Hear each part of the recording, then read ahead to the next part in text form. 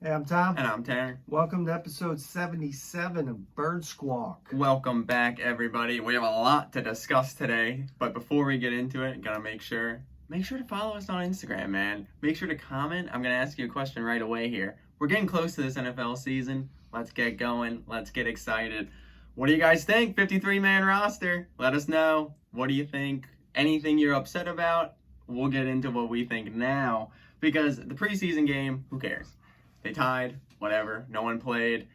Obviously we said last week that we wanted the starters to play, but then whatever, J.K. Dobbins got hurt with the Ravens and stuff. It just shows that stuff can happen in these preseason games that are just irrelevant in the grand scheme. So that's all right. That's fine, whatever. They didn't play. That's enough for the preseason game. Yeah, 53-man roster. So obviously I guess the big thing, Travis Fulgham gone. J-Jow survives. No, the big thing. Hurts. Yes. Is the starter. Yes. Finally, they came out today and said it. Saucy, and we'll obviously get into quarterbacks because, my goodness. Quarterback factory. How he even said that loser said it. But yes, we'll get into that. But yes, Jalen Hurts named the starter. Saucy finally came out, said he deserves it. He's put the work ethic in. I mean, we all kind of felt it. Yeah, we all knew. You know what I mean? It was just one of them things. It was like we can't just anoint him the starter. Yes. We got to make him earn it, you know? Exactly. We got to do this competition with rock, paper, scissors and see how he does, and he's going to be the starter, all right? Yeah, and I mean, obviously, yeah, like you said, everyone was expecting that. Everyone's happy about that. But yeah, back to what I said, the biggest surprises is mostly wide receivers and running backs a little bit. Well, they went 5 wide receivers and only 3 running backs. Yes. Now, I'm excited about the roster a little bit, but a lot remains to be seen in the next 24, 48, 72 hours because dudes are getting cut, released from all kinds of teams. So there might be some guys on that roster now, but maybe somebody better is going to, show up getting released from another team and kind of make it on our roster. Yeah, obviously what I see right off the bat is, yes, the wide receivers. First 4, you got, obviously the guys, Quez Watkins, Devontae Smith, Jalen Reagor. You guys they were going to make it. It was mostly down to, was it going to be Fulgham, John Hightower, or J-Jaw? Last night we were talking about this. The John Hightower thing didn't surprise me at all. He seems like a guy that's going to revert back to the practice squad. And that's what he just screams, a practice squad guy for me. Fulgham, yeah, I mean, we can't deny what he did. This obviously fan base saw what he could do. But there's been a lot of work ethic issues, inconsistency. The guy lit it on fire for 4 weeks straight. He was the number 1 receiver, and then he just fell off the map, He just went MIA. And like you said, we originally put that on Doug and Alshon, but it might have been personally on him. But, hey, I mean, at this point, yes, it shows that, okay, the two wide receivers that were on this team last year and were the top 2 wide receivers aren't even on the team. So it shows that we have finally grown in that category, finally. But I agree. I think J-Jow, obviously he made it. Special teams, he's been doing that a little bit. Yeah, how he even addressed that. I don't really... How he had to make himself feel good about keeping J-Jow. But the thing is, I just think he's irrelevant. He's even more relevant this year than he is last year. Yeah, I mean, the dude's had his opportunities. He might have survived this little episode, but I don't see him with any kind of staying power. Exactly. I see him as a potential piece to move, not move, but move on from, depending on these guys. The other position that I see that they're probably, I would assume they're going to bring in a veteran presence. I'm surprised it wasn't Jordan Howard because I heard he was having a decent camp. I think they're going to bring in a beefier running back. Yeah, I was a bit shocked that they left Howard go. I mean, that unless they have something in the works that they're going to re-sign him for a lesser value, I don't know. I don't know what they're up to, but 3 running backs is kind of a little scary. I mean, because we're not necessarily the team that's going to feature just one guy. Yeah, I mean, I just think, I think maybe Elijah Holyfield's back. I think there's guys that they cut that revert back to maybe being running back type. or once again, you find an older guy. Like I said, I thought Jordan Howard was going to be that 4, because right now you have Miles Sanders, who has the potential to take a big leap this year.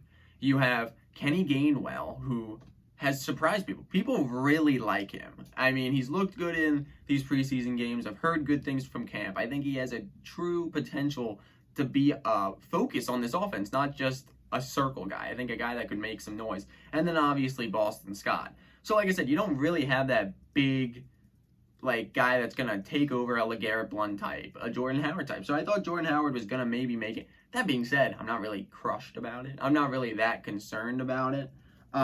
But I mean, that's about it. It was pretty straightforward. It was mostly going to be what was happening with J-Jow and Fulgham and all that. I mean, let's go back. Let's step in, knock on the door, and open that quarterback room again. Yeah, here we go. You know, earlier in the week, we got another addition to that QB factory, Gardner Minshew. Dude, and the thing is, I don't hate it.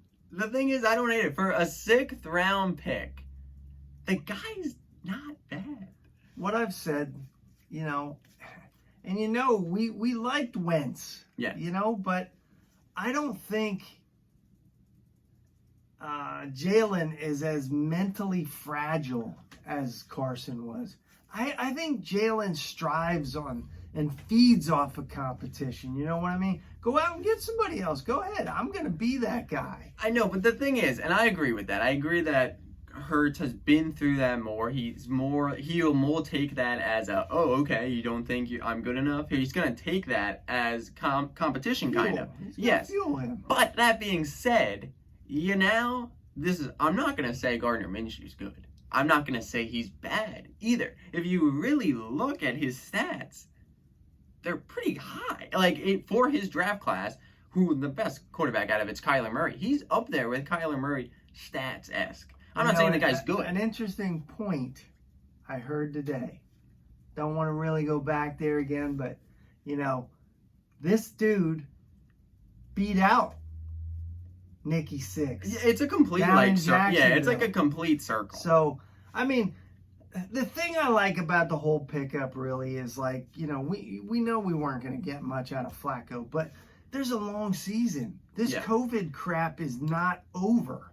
So, any of our guys get COVID or Jalen gets COVID, I'm all right with Minshew going in there for a day again. I know, but my thing I just don't want to open up the whole quarterback controversy crap. That's again. the main thing I'm concerned about, because this is what I've been saying this whole time, and I was going to make sure to say it on here today. That, okay, you got Jalen Hurts. Everyone's behind Jalen Hurts. Ride or die with the kid. Let's do it. And I'm fully on board with that. He's fully on board with that. And I'm still fully on board with that. I want Jalen Hurts to succeed. The problem is now, you have Jalen Hurts. Say we struggle. Say he struggles. Before this weekend, you were going to have no one. Well, I wouldn't say no one. There's some people in this fan base that would be calling. But you would not have a majority of the fan base calling for Joe Flacco. Because people just like, oh, Joe Flacco. But there's going to be Gardner Minshew. Yeah, there's going to be guys out there. You're going to hear that chatter. If Jalen comes out of the gate. That's the thing. If Jalen struggles, there's a legitimate guy now that could come in and make some noise. Because Flacco wasn't that guy. No. I like Flacco. I still like the pickup. I like him as a backup quarterback.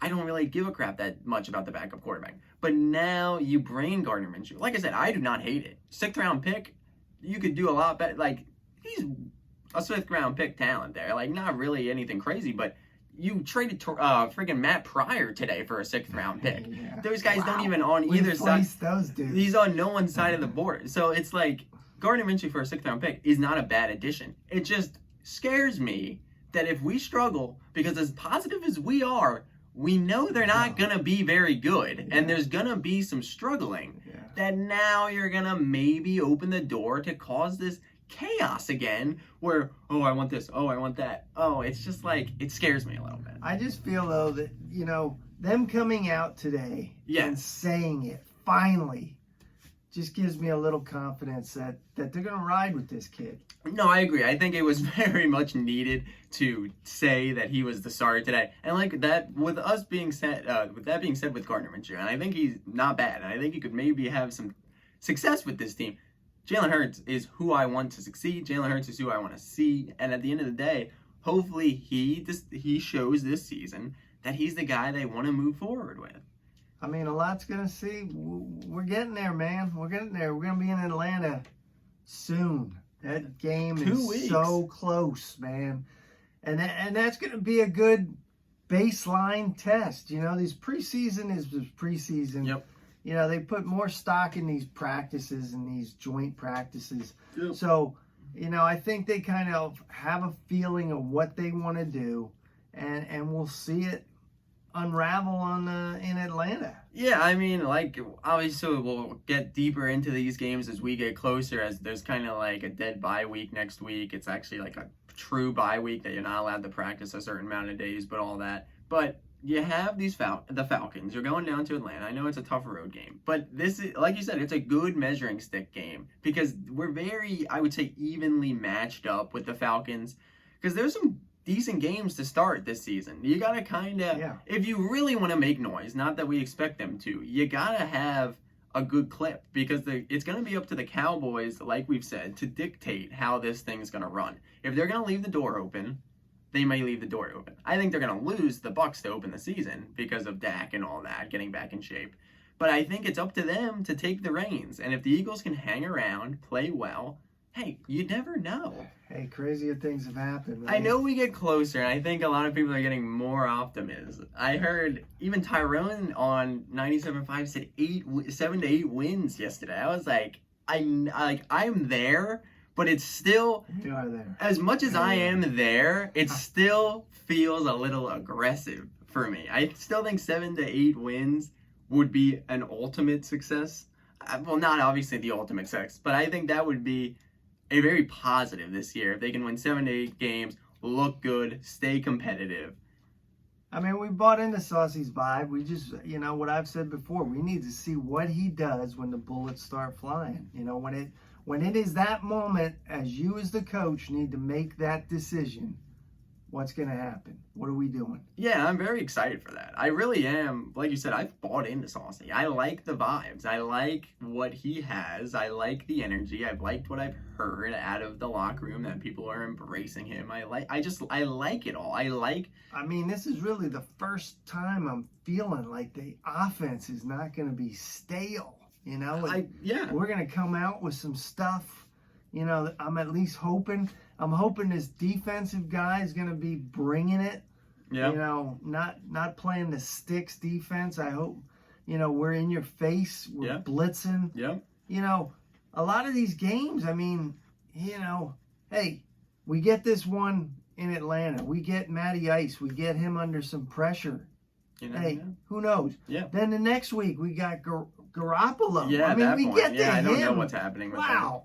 You know, so who knows? I mean, the big thing, though, that we keep stressing is, you know, we're going to need Jalen to come out strong. Make the smart decisions. Don't try to be a hero. Just do what the game dictates, and let's see what happens. Yeah, exactly. And we'll obviously see in 2 weeks. So we'll be back next week. And it'll be a week away from Eagles football. This roster should be definitely finalized by next week. There are going to be a lot more moves, I'm feeling. Yeah, they even hinted at a lot going on. Shore up this practice squad. Yeah. So, you know, it's all a matter of people clearing waivers and then them taking them back. So. Yeah, so obviously we'll see. We'll have more detail about that as Eagles football is 2 weeks away. 2 weeks away. So we'll be back. 2 weeks away, baby. We'll be back next Wednesday, as always, as we get closer. 1 week away, next Wednesday, when we see you guys. But thank you always for watching. Make sure to follow us on Instagram at birds_squawk. Make sure to like, comment, subscribe. Fly, Eagles, fly. Go Birds.